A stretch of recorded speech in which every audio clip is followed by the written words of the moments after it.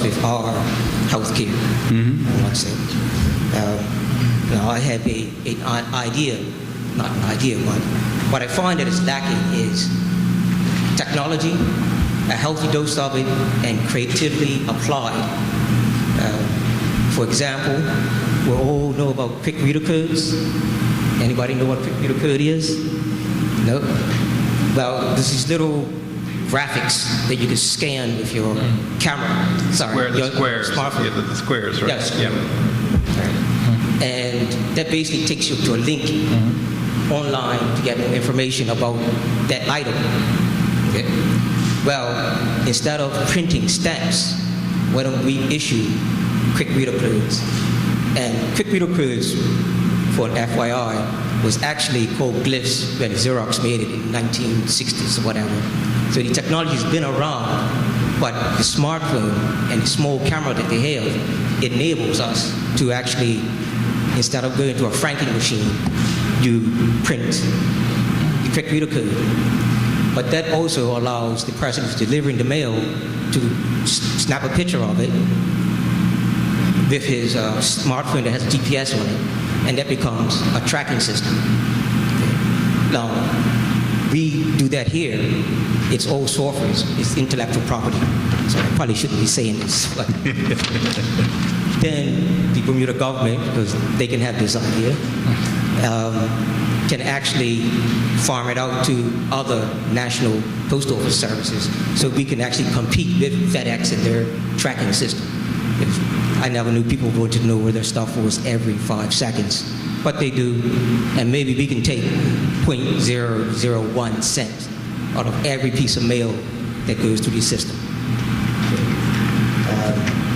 Also, when you effectively apply technology, it is disruptive. Some people will lose their jobs, but also, depending on management and their willpower, you can keep those people and, again, do more.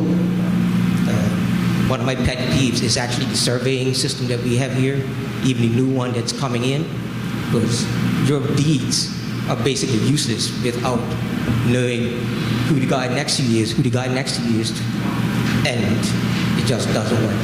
If we actually put the correct data in place, Bermuda's a small place. You get surveyed once and done. Boundaries don't change. So with an effective system, we could actually be putting some surveyors out of business. Is the commission going to actually put forward ideas like this to our MPs? Because some of them may get affected also. Well, we're not inhibited in what we can recommend. So the answer is, if it's a great idea, we would put it forward. We appreciate your comments. Do you have more? I got tons more. Okay. Why don't you have a seat? Why don't you have a seat for a second? Some others can talk. While you're doing that, why don't we comment a little bit about? I mean, the first question was the streamlining versus privatization, and they're contradictory or mutually exclusive or something. Anybody want to try that one? Privatization is interesting because government, they have necessary functions. The nice thing about privatization is that you're not necessarily losing jobs. Streamlining is about making government efficient. Privatization is looking at government and saying, is that function, should it be done by government? And if not, can it be done by outsourcing or the private sector in a much more efficient and cost-effective way? I would look at privatization as not so much losing jobs, but perhaps shifting jobs to the private sector where applicable, and also delivering a cost of service at a more affordable price to the taxpayer. So I don't see them as being, they're not necessarily contradictory, because you have to streamline government anyway. But governments around the world have looked at this, and in some cases being successful, and obviously in some cases not so successful. You also mentioned the point about what happens when if you lose jobs in the civil service and put people on financial assistance. I think we're very conscious of the fact that there is an economic impact of streamlining, or at least if there's job losses. And I think we all need to be sensitive to that just losing jobs and putting a certain people on financial assistance isn't going to be the answer to our economic problems. In saying that, we still have to, where we can, provide the government service at a cost-effective price that our children or grandchildren can afford at the end of the day. Just to add to that, when you do streamline, it's not going to be done all at once. There will be different stages to this because we do recognize that we're in an economic crunch at this point. So it doesn't make sense to just cut everything. And it is not our role to just decide we're going to cut anything. We need your recommendations, people that work in government, people that have been in contact with government. You know, some of the suggestions, ideas that you gave us just now, particularly with technology and things like that, yes, it does create some job loss. But if we streamline to the point where we're very efficient, that actually creates opportunity as well. Because then you're able to use your capital in places where you weren't able to before. Because right now we're strangled, we're almost like at a standstill because we're so burdened with bureaucracy that we can't see out in front of us. That's what I'm saying. Yes. And once you streamline, then you can do more. Exactly. So streamlining and privatization, I think everyone's terrified of that, but that's not what we're trying to do. If we bring the island to a standstill by cutting people out and putting more people on financial aid, all we've done is added to the problem that we already have. What we're trying to do is try to find ways to use that capital more effectively and efficiently, to stimulate the economy. Because right now we're not stimulated at all. Does that help a bit? It does. I just want to mention broad look at these things. Right. You know, I'm tired of private businesses telling me that they're bringing me something new. Right. And it's not. Right. It's like we to review it, but it's not new. Well, here's a great thing that you could, because you have some fantastic ideas. Why don't you make a submission? I sent an email today. Okay, Fantastic. perfect. Great. Perfect. Just want to Perfect. make sure we recorded what he was saying. Exactly. So, Perfect. We good? Perfect. Okay. But we'll get back to, because I know you want to talk about some other things, but we have some others who I think wanted to say something on this side. Yes, please. There's someone over there with a microphone, I think. No? Maybe I'm wrong. Yeah, I'll go again. I understand that the government subsidizes the airlines. They give away fare subsidy every year to the various airlines to keep up the connection with Bermuda. I think this is totally out of order. I think that they should probably guarantee that a certain amount of tickets are purchased. They, in fact, should be giving the money to the airline. The airline should be giving them tickets that could be used in the off-season to be offered to visitors that are coming to Bermuda for 5 or more days on Gulf packages or whatever. But I don't think any cash should be given out to any airline without the return of a ticket that could be used to enhance the visitors. Just one idea. Interesting thought. We do subsidize, there's no question about it. It's quite a large amount of money every year.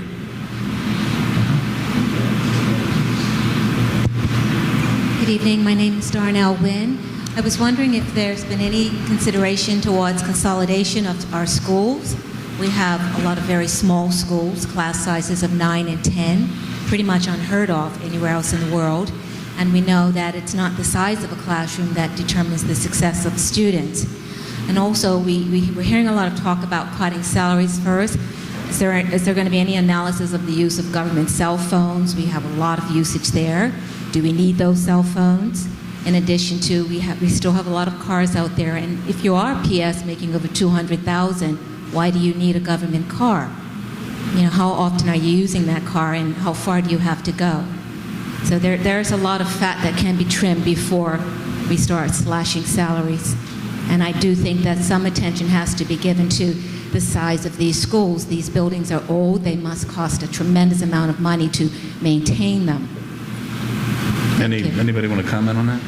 You will recall that Minister James, when he was Minister of Education, proposed to consolidate some of the primary schools. The government at the same time, shortly thereafter, committed to an additional year of schooling, so that consolidation, I'm led to believe, was not as achievable at that point as it had been previously. However, that no one can doubt that there is an opportunity to consolidate some of the schools. Clearly, some of the schools are one stream when they have been built for two streams. The questions you have are, could we put those same buildings to better use, consolidating the students, and freeing up that school for better use? What about community groups using them? You know, community groups that reach out and deal with young males, for example. Give them a home which they can actually conduct programs. You know, repurpose them. We have a huge crisis with our elderly. We do not have enough beds for the elderly. They're stuck in the hospital because they have nowhere to go. It's costing us a fortune. You could repurpose some of the schools into seniors' homes. We haven't got enough beds, but we have a hospital in crisis because these seniors need an advanced level of care, not hospital care, but there's nowhere for them to go. And is it right for seniors who have made this country what it is to be treated that way?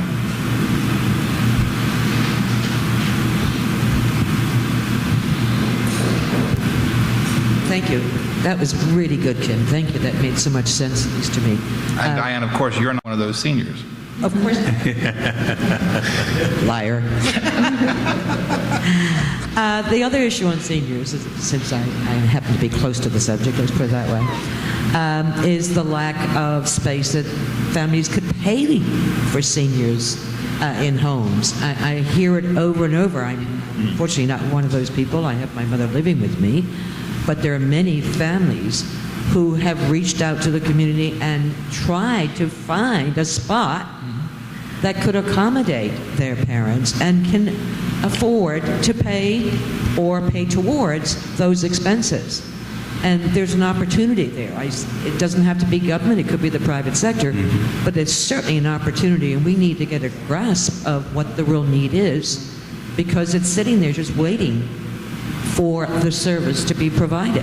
I know it's a very costly operating issue, from what I understand, but perhaps we could look at that and figure out how we can operate more efficiently. That's one subject. The other thing I just want to bring up, somebody touched base on uniforms, and it rang a bell with me, so hence why I got up again.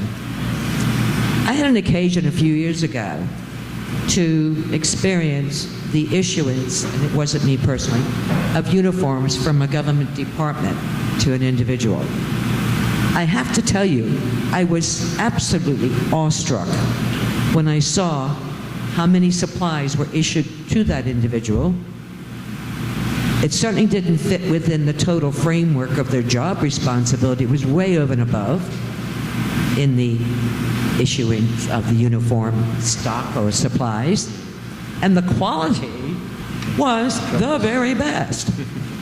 So I would like a note to be made that there needs to be a serious review within the government circles, please, of what qualifies a government employee to receive uniforms, what is their job position and requirements as it relates to uniform use, and where are we purchasing these uniforms? And are we also consolidating government department purchasing so that we can get the best price? So I leave you with that. All good points. Yeah. I should have added on that, the seniors, we should congratulate the last government who repurposed a school, the old St. George's Secondary School, into the wonderful facility of Sylvia Richardson. I think I got that right? Yes. It is a wonderful facility. And it's repurposed a school, and it is magnificent. You should be proud of it. You should be proud of it. Please. Just on the topic of seniors, outside of Bermuda, when governments have focused on cost-cutting, streamlining, they've sometimes identified areas that they say will be ring-fenced, and they're areas that are of such social importance to us that we should either not decrease spending, or that we should maintain spending, or even increase spending, because those areas are of such social importance. I know in Britain, foreign aid was ring-fenced, and although there have been cuts across the civil service, and the government in Britain, the government has pledged to maintain its support for international aid. Seniors, I think, are incredible resources to us, and unfortunately, they can enter a vulnerable stage in their lives, where the access to care is not always readily available, and where families might not be able to afford care and the kinds of intensive care that might be needed. I know that we're talking about ways of streamlining and cost cutting, but for me, I think our seniors are such a vulnerable segment of our society that I would hope that we would, in visualizing where we should cut fat, that we would ring fence seniors and maybe even identify other vulnerable groups who should be protected, if you will, from cost cutting. Well, I think you're absolutely right, and Kim mentioned it earlier. I think that there may be areas where we would recommend more, not less. And I will guarantee you, without looking at all the departments, there are some that don't get enough funding, guaranteed, because that's not the way it was built up, right? And so, what we're trying to do is say, what's the best government we can have, and that means that the services we really need are being provided, and the ones we don't need aren't. And we're doing it in the best way possible, but we got to throw in that we can afford. That we can afford. But it should be the best government to start with, and that the functions that should be performed are being performed in the absolute best way possible. And so it could very well be, say, seniors where there isn't enough resources being applied. Now, I don't know if that's the case, but if that is the case, we will recommend more, not less.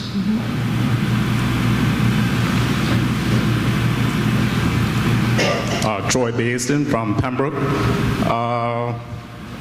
I've noticed that all of the comments tonight have been about cost cutting. Right. And sure, we do need to cost cut. But I think also on the revenue side, that's where we need to be putting some focus as well. I think Bermuda has some excellent opportunities that we haven't taken advantage of. Software development. We need another leg to our stool. And that's something that we haven't looked at for a long time. I mean, people throw stuff out there, but it never really gets addressed. I think patents is another thing that we could be looking at. I mean, the excellent legal system, we could be utilizing that. And I knew this was going to be the case. We were going to talk about cutting all night. But I think we need to look at revenue and stuff as well, if anybody has any other ideas.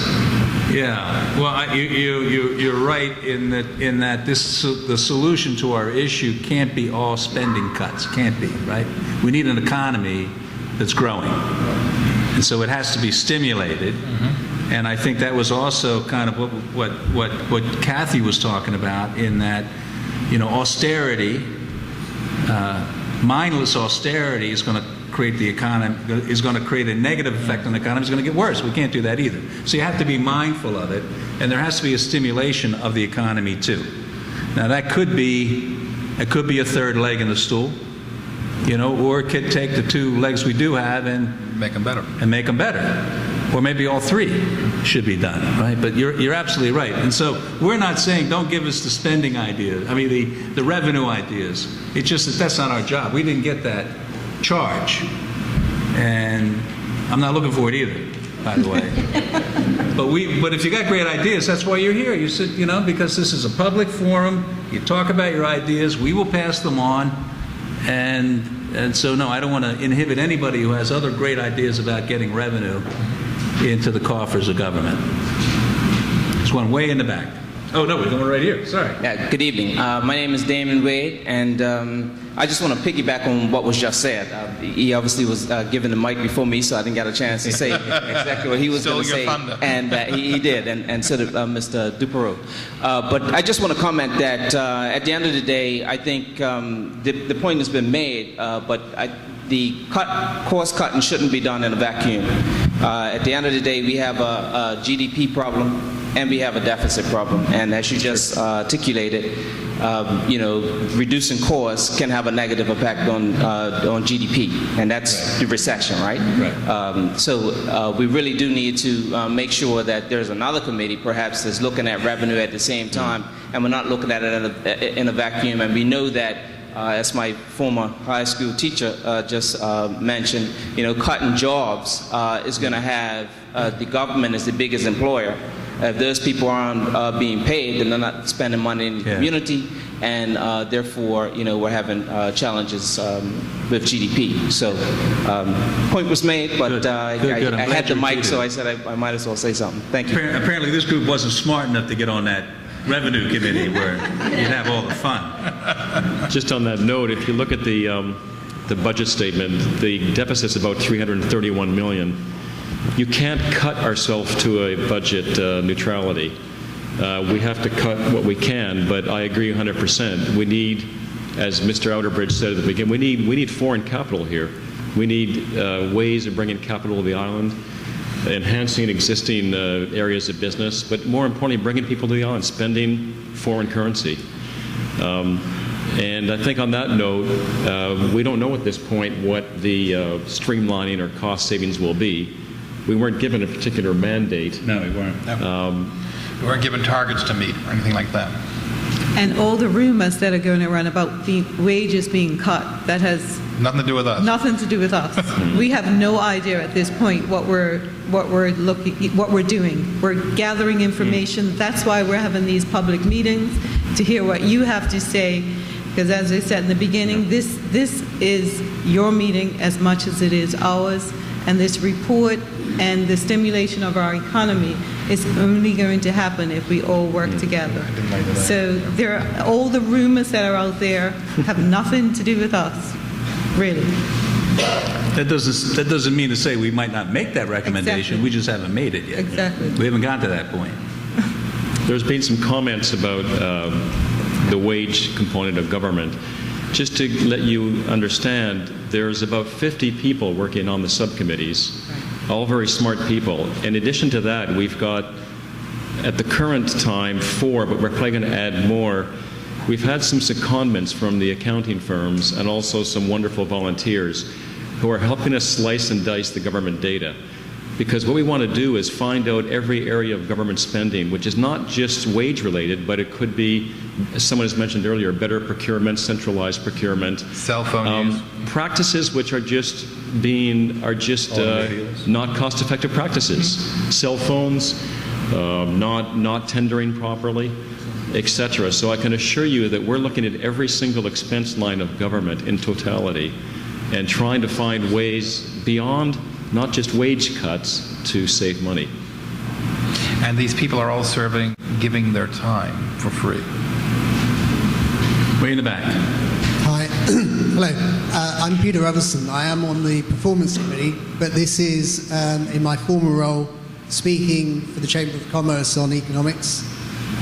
2 things I'd like to say to both the ladies here, talking about seniors and about schooling. The whole point is that Bermuda, irrespective of the economic downturn, is dynamic. It's changing. And out of the 2000 census was a wonderful study by the Department of Statistics which tells Bermudians exactly how Bermuda will look in the year 2030 from a demographic point of view. And what it says is there'll be 15% less children. So we have too many school classrooms. There are going to be twice as many seniors, people over 65. So we need to not only plan for today, but also to ensure the government and the civil service is dynamic to change as the needs of the community change. So that's an important point, I think, to come through, because I think we all realise at the moment it's quite static, that if a job was defined 15 years ago and decided on by Parliament, then it's good forever. Nobody ever sits down in Cabinet and says, there's nothing on the agenda today, what 5 laws should we rip up and throw away? That's never happened. The other issue, though, is that a lot of good comments here, but I'd like to try and say the urgency is a lot bigger than most people are grasping, I think. After the election, everybody seems to say, oh, that's good, there'll be new ideas, everything will get better. The reality is that, although, as Kathy says, it's great to be able to take time to make cuts, when the taxes we pay don't pay the bills, the difference is borrowing from foreigners. And these people aren't idiots.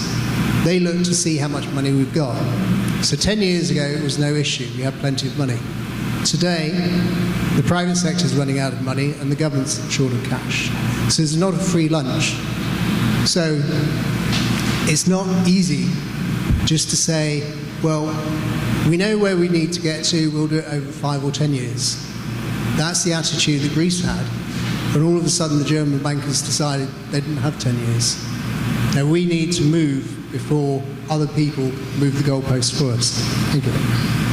Well, I think you're absolutely right. I mean, there is an urgency to this issue. And so I think, we're all here because there's an urgency to the issue. You all heard why we decided to do this. But there is an intelligent way to do it. Yes. Yes. Right? And so you can have an urgent problem that you address in a very sensible way. You don't cause more harm than good in the process. And that's really the comment we were making. So there's a gentleman here who's got a comment, and then we'll get to you, okay? One micro management comment, similar to the resource management. We've got a brand new swimming pool built up at National Stadium. And from what I understand, the electricity bills are absolutely staggering because they have to heat it and all the pumps and everything like that. $1 million a year was the number you're looking for. Yes. And we've got an incinerator generating massive amounts of heat and electricity just a couple of kilometers down the road. Why not pump hot water to the pool and electricity? We have an engineer, sir. Shouldn't be a problem. Hallelujah. And we can put some Bermudians to work doing it. Right? Yes. There you go. I like it. Yep. Thank you. Yep, that's a good idea. I'm Michelle St. Jane. I'm serving on one of the subcommittees, so these are my personal comments. Thank you for all your work. But I want to move from doom and gloom to a little social imagination. Mr. Mackenzie, we have huge talent on this island that's not being utilised, graduates and Bermudians not working. I would hope and I would recommend that we have a think tank that has the Bermudians at the table as well as our legitimised foreign experts. And let's face it, our accounting houses have a lot of those. So I would like to put it to you, when, and I think you might have been involved in this, when 911 struck, Bermuda got terrorism insurance. We underwrite the business risks of the world. I think we need to start with our social risks, and I would suggest there's a business model in that because our problems are so common around the world. So why can't Bermuda be a leader in solving the social problems, recognising the Declaration of Human Rights of all our residents, and make the business out of that of providing models around the world? We're like a little town. So I have a concern that we're worrying, and rightly we should, but we should be also balancing that with a bit of social imagination and progress, using our talent and not just importing it and legitimising foreign experts who don't know the island but could collaborate nicely with our Bermuda-based experts. Thank you. Well, I mean, it's a good point. I mean, there you go. Well, as you said, we're worried and we should be, but, you should use the worry effectively to focus the mind on doing something creative. Anyway, you're back. Well, I've thought about all this for the last 6 years. Right? Bermuda is a microcosm of the U.S. Our health reflects their health. Right? So one of the ways that we can get a hold of our health cost is actually to have a very comprehensive database. And if everybody contributed information, which may mean going to the doctor a little bit more often to get more information, mind you, there's a technological solution to that too, but then we can actually sell access to our health database to Leahy, everybody else. I can't say this is an original idea. I had the idea, then I went on Google, and apparently New Zealand has a similar idea, but they don't have the benefit of having a guy like me who's basically a technologist. Success has Put it many all together. fathers, and a failure is an orphan. Yeah. Because people want information. Somebody in these states who's 44, who's out of shape, is going to pay to find somebody else who's 44, who's in shape, and say, how did you do it? Okay? And, you know, it's as simple as that.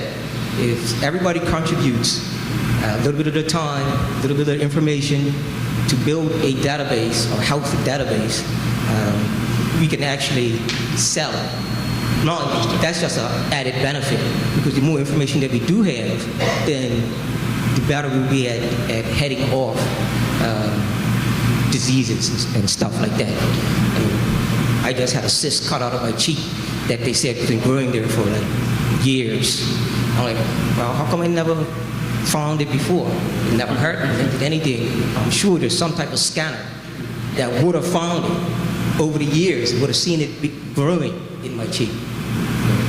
And it's this sort of things that we can bring in foreign currency. We don't really, yes, we need foreign capital, but we don't need to be so much, we need foreigners to bring their money in. We can provide services to every nation in the world. I mean, I read that the Bermuda dollar was worthless, so I was in the newspaper, somebody said Bermuda dollar is worth nothing, and I got offended by that, and I want the Bermuda dollar to be worth more. I want everybody to want Bermuda dollars. Swimming pool. We can heat the swimming pool by actually designing the world's worst pump, because pumps, mechanical machinery doesn't like heat, so they design them to actually dissipate that heat. Well, you got the swimming pool that needs water. The water needs to be circulated. We just run the water around the pump that's actually pumping it and right back out. We can actually create our own fuel to run a generator, alternator up there, or practically almost anywhere. To Michelle's point about the quality of people in Bermuda, I don't want you to leave here tonight without knowing we've interviewed several senior civil servants, and we have been struck by the quality and the expertise we have in our civil service. And I want to say that publicly. We have some outstanding civil servants working very hard at bringing efficiency to the government. There are a number of programs, the Delivery of Service program, which has been undertaken, and it's a comprehensive program. There's the Internal Audit Department, the Auditor General's Department. These people are applying their minds to how to make the government more efficient. I didn't want you to leave here tonight without thinking we haven't got some very bright people in our employment. Right here, very good. Yes, hello. I'd just like to make a couple of comments and suggestions, if I may. The gentleman was talking about streamlining and privatization, but I see a lot of opportunities where we can look at government in our various departments. I think most managers, senior officials, even the workers, they really know where the low productivity is, where the wastage is, and so on and so forth. But no one's really willing to point at that person or this person. We're a small community, and so even as a manager, that worker's my cousin or my cousin's cousin or my cousin's wife's brother's sister, you know how it goes. So you don't want to be that person that comes and says, hey, look, we could easily lose 5 people tomorrow and still run this department. But we know it has to be done. But I think what would help is if not just the SAGE Commission, but if throughout government, all of us were speaking with the same language every day, and there was more of a sense of urgency. Mm-hmm. What we've had for years is really this silence. We whisper it, we talk about it behind closed doors, but you would never speak it in an open forum. You don't want to be the one that goes on record saying it. Mm-hmm. But also at the same time, we should be responsible for making sure that people aren't going to lose their jobs, end up on social insurance, lose their mortgages, lose their homes. So we're equally responsible in that respect. So I see streamlining linked with privatization, meaning there could be let's say, for example, landscape needs in government. Why not say, well, we have to downsize this department, but hey, through privatization, some of you guys, good ones, can be actually form your own little business. Exactly. And you can do the landscaping. Now, they may be paid less than what the government's paying currently and all the rest of it, but they will have a job, and they could build that business to whatever extent they want. Hand in hand with that, there has to be a very well developed, even more than it is, I know it's very good at the moment, but small business development, where you could go and you could sit down, they'll help you from start to finish with the process if you don't know anything about writing a business plan and all the rest of it. But develop it even more than it is now, so that you could take, hey, maybe that supervisor that's currently in charge of landscaping, say, look, go ahead, run your own business. There's a government department that can help you. And for the first year, we'll do this and this for you to get on your feet, and after that, you run the show. But that kind of scenario could play out over and over again throughout government. So you're streamlining, but you're not necessarily making droves of people unemployed. The other comment was, I work in long-term care, I work with seniors. And one thing that Bermuda's got to come to grips with is that it's very, very expensive, as one of the gentlemen, to run nursing homes and facilities. Very, very expensive, far more than the average person would believe. 50 years ago, we had one lady that ran the parish home up on the hill, and she cooked, cleaned, did everything, laundry, she did everything. Not nowadays. You have guidelines, you have rules, you have to have, people can't work any more than 35 hours a week, and then it's overtime, and there's benefits and sick calls and all the rest of it. So we have to look at another more sustainable model, meaning that, hey, maybe not institutions where you've got large build of 40 and 50 people, but smaller little homes where maybe, again, this privatization, it's someone's job to run this home. Yeah, maybe you're not going to pay the staff $50 an hour like you would in government, or $30 an hour, but it's a good, solid job, so working in partnership with government to get these things off the ground. Currently, it's very difficult for an individual to say, I'm going to come and open a nursing home. The red tape, there's regulations, and there should be, but it's very difficult for an entity to do that. Whereas government could say, right, here you go, this is a person, they know the ropes, they'll take you through it, you go ahead, you run this little, say, 10-bedded facility or 6-bedded facility, and then there's also the private home care agencies. We have to accept that the government could never build enough beds to have everyone in a facility. Somebody mentioned over here the numbers of seniors that's coming at us. We will never be able to afford that. But we could say to people, okay, Mrs. So-and-so owns her own home, she has her own bedroom, people can come in, provide the services. Maybe there's a van that goes around and helps pick up, does laundry, does all these things. Takes her grocery shopping, takes her to the doctor, right. etc. Again, privatization, it's employment for people on small scales. And then, of course, we could use the college and other facilities for training of people to get them up to the right skill level. Thank you. Thank you. Very good. Very good. Very good.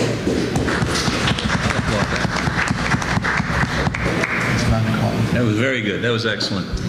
We do have another? Yeah. Please. Hi, good evening. My name is Nina Simone Miners. Yep, hold on. There you go. Right into it. Can you hear me? Yes, thank you. My name is Nina Simone Miners, and I've been off the island for a while, and I've come back to Bermuda. Can you hear me? I've come back to Bermuda, and I'm working with the government. And I am just astonished to see the top heaviness that's within the government. You have many, many senior managers and supervisors for same positions or overlapping positions. It's it's not sustainable at all. Also, the use of technology I don't want to say which area where I work in, but it seems like there's a fear of technology with the older generation. It's hard to move forward. We want to be more effective. We can store things on hard drives. We don't have to always write it on a piece of paper. You know, it's much more easier, and we have that, and we can be more effective with our records. In terms of healthcare costs, I believe that we should focus on preventative care. A lot of our costs are for chronic conditions in Bermuda: obesity, heart disease, diabetes, okay? We need to focus on preventative care, and we're not doing it. We're not doing it at all. We always wait until they're at dire needs in the hospital where it's going to cost us $30,000 a week or a month to take care of people. And that's just my opinion right now. I don't know how we're going to fix it. I do think we need to continue to invest into ourselves. You know, the younger generation needs to, you know, understand the different careers that are out there and show them that they can give back and give back to the community, because not many young Bermudians are staying. When they do go away to college, they're not returning.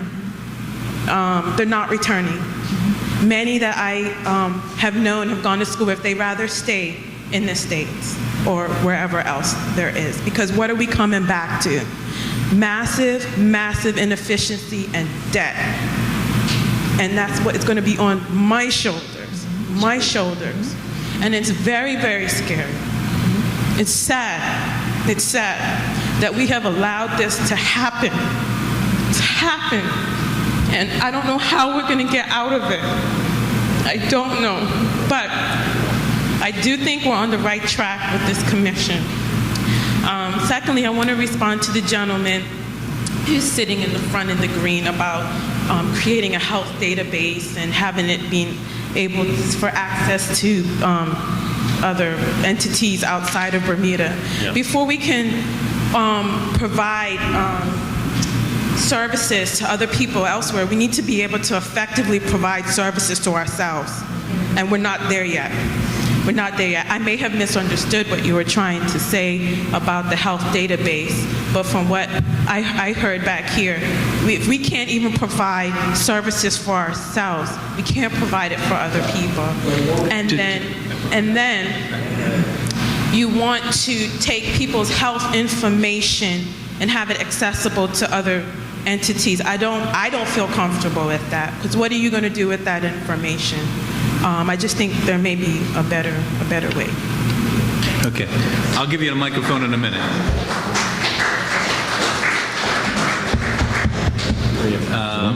Just if you could wait 1 second. First of all, you know, thanks for coming back. And working in the government and providing that. Yes, Henry. Wait for the microphone, Henry. It's coming.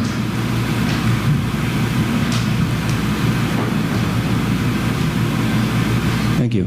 I'm Henry Smith. I'm chairman of one of the committees, the Privatization and Outsourcing Committee. And Brian, I just wanted to raise one issue that I know the Commission is concerned about and that I'm very concerned about. As everybody has said, we're all in this together. But I personally feel that the people that I have the most sympathy for right now are our young people in Bermuda. They're the ones that are going to be, I'm not paying the bill. I'm paying my taxes today, but I'm not going to be paying this bill 30 years from now. It's going to be my children and maybe their children. And having said that, I know we're concerned about getting more young people involved in this process. I made a point of trying to get some young people on my committee, and they bring fresh ideas to the table, and they bring some urgency to the table that I can't bring, because they're much more concerned than I am. But look around the room tonight. We have a few young people, but not as many as I would like to see. So I know the Commission's been thinking about how we can approach that concern and get more buy-in from young Bermudians. Henry raises a good point. Tonight is not your only time to make a submission. We have a website. We're inviting you to make submissions, and we're actually offering some fairly significant prize money for the best ideas. And we encourage you to either write to us. The address is on the website. Submit it on the website. phone in. We have a phone number there as well. We just want to get you to give your submissions to us any which way possible. We encourage you to do so. As Henry quite rightly said, we're all in this together.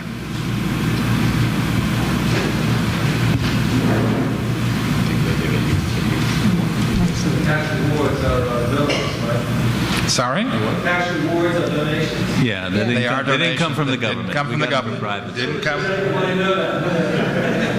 On that very point, we have been very gratified by the support we receive from the business community. They're funding half the costs of our budget, and the government are funding the other half. Please. When this is over and you've made your recommendations to the government, then what? Who has the responsibility to take the action? Who do we focus on to make sure something gets done and gets done quickly? You need to talk to that gentleman Not right there. just You've got another the right report idea. that sits on a shelf getting dusted. Well, yes, I mean, we didn't do this thing with the expectation that it sits on the shelf, right? We understand that. But we also don't have the power of implementation. So it requires that political will that was talked about earlier. And that's not going to come out of thin air. It's going to come because you came out tonight and you applauded the comment, and you'll send messages to your representative saying, you got to get this thing done. It has to be done. So it comes from you at the end of the day. Now, we'll lay it out. You may not like everything that we propose, because it's going to affect you in some way, shape, or form. You're going to like some of it, not everything. But you have to recognize that it can't be done in just pieces, right? It's got to be done across the board. So you're going to have to step up and say, look, I don't like everything, but something's got to get done. Would you move on these recommendations? And I just want to add that, as Brian said earlier, unlike a lot of the other reports that have been done that none of us have seen or have been archived, this is a public report. Every single one of you in this room, and even those who have not attended this meeting, will have access to it. And then it's up to you, to all of us, to put pressure on our politicians to make the recommendations in order to move our country forward. And we are concerned about maintaining the confidentiality if you require it. Yes. Some people don't want their name associated with the idea, but they want the idea done. So let us know, and we will respect that. We understand the comment that you made about people not coming forward because they're going to be blamed for the outcome of it. And we will try to maintain the confidentiality of that. When we were in Somerset, there was a discussion about whistleblower legislation, which isn't implemented, correct? That's right. And so, people shouldn't be punished. Shouldn't be punished for coming forward, telling the truth, and getting something wrong righted. So that's another thing we got to think about as a country. Yes, good evening again. The young man who just made a comment, I think he was joking when you said that they were going to give a reward or whatever the case may be. No, we are. No, not in terms of when you said it, immediately I said, well, I know someone's going to question, well, here we go spending again. And I think it helps make the point that I was making earlier is that, you spent $10,000 rewarding somebody, but they came up with $1 million idea. I'll take that expense any day, right? So it's not just looking at the fact that you're spending money, but it's how are you spending that money, and whether or not that spending is an investment as opposed to just a sunk cost. Right. And I work for an organization. We used to complain about overtime. Right? So you pay somebody on a Saturday to do some work, but if you can charge 5 times what you were charging during the weekday, then again, you might think differently about the fact that you spent all this money on the overtime. So again, I just want to make sure, based on my experience, we're not looking at just cutting. Efficiency goes without saying. I think we should be looking at efficiency. I think we should be streamlining. That's a whole different ball game altogether. But spending, we need to just make sure that we're spending sensibly and we're getting the value. We're not cutting services. We're not doing things that are going to have a negative effect on our economy. Amen. Gone past 9. Is it 9:15? Yep. No, it's not. What time is it? It's 8:45. It's only 8:45. Quarter to 9? Don't look at my watch. Your watch is We're debating what time it is. We got about 15 minutes left, so let's make sure we use it wisely. Yeah. One more. Ships coming in, freighter, Oleander, comes in on a Sunday. Wouldn't that be much more efficient if it came in on the Monday morning?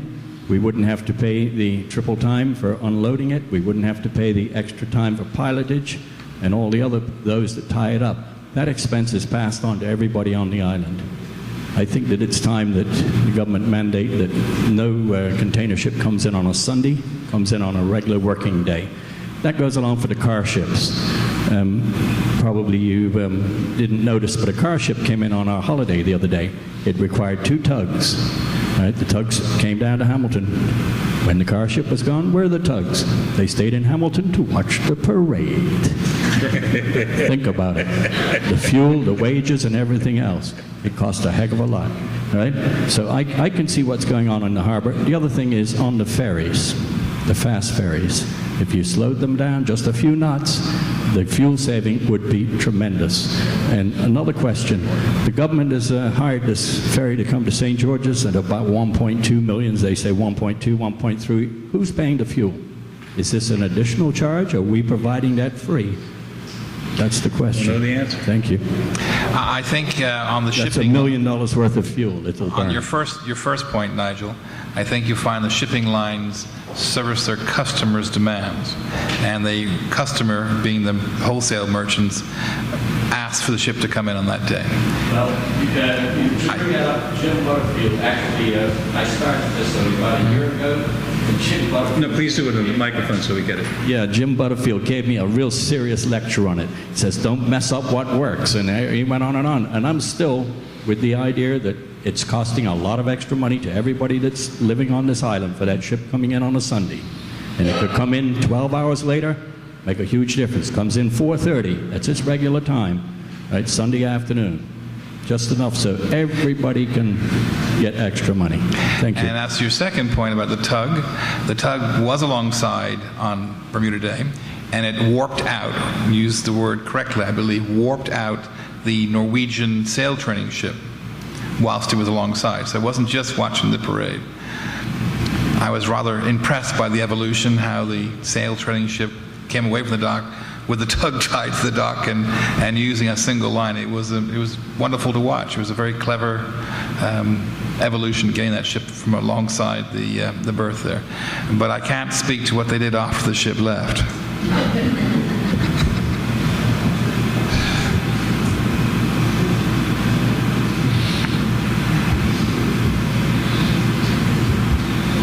We do have another comment.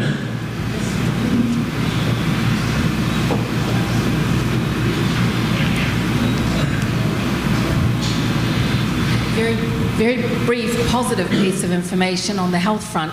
The Bermuda Heart Foundation is world renowned for its prevention, and it is recognized for it, but probably not as well known here because we're funding the hospital. And the hospital's needing to take the services and the charges and things like that. And, you know, we're bringing in someone for cardiac at the hospital when we have a working model with the Bermuda Heart Foundation. It's having outstanding successes with our #1 killer. So I don't know why our King Edward has to compete with such a successful institution. Secondly, we could also use our leading electronic stock exchange to maybe fund our issues in terms of having a social platform. And some of the things that we privatise, because in New Zealand and other places privatisation has been a dismal failure for the people who have to live with it, perhaps if we privatise and the people of Bermuda are the shareholders of that and the benefits go back to the people who may be unemployed, etc., you know, then they can see the business case in supporting the loss of some of those services, but also the fact that they share in the profit of that design. Because in New Zealand and other places, they have a safety social welfare net. We don't have very much. And people who desperately need help are often turned away, and partly because it's the budgets. So again, you know, our social issues, again, could become a new business sector for our economy. Thank you.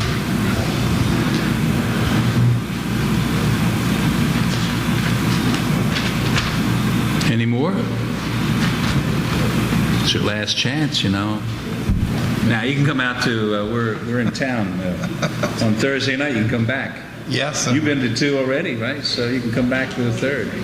No, there's somebody back here. Did someone have an idea? I thought I saw somebody raise their hand. No. Okay. I think we ought to wrap this up. Man, I don't want to wrap this up if you got more to say. We do have a few more minutes. I think St. George's people are early to bed. Why don't we do that? Look, I want to thank you again. I mean, this was very lively. Got us started a little slow, but really picked up pace. I thank you for some great ideas. And this isn't the last chance. If you got a great idea and you didn't get a chance, but you didn't want to stand up and give it to us, but you'd like to give it to us, send it to us. Get on our website or write us a letter. But participate. And if you don't participate now, by all means participate when the recommendations come out, because that's when we really need you. Yeah. Thank you very much. Thank you.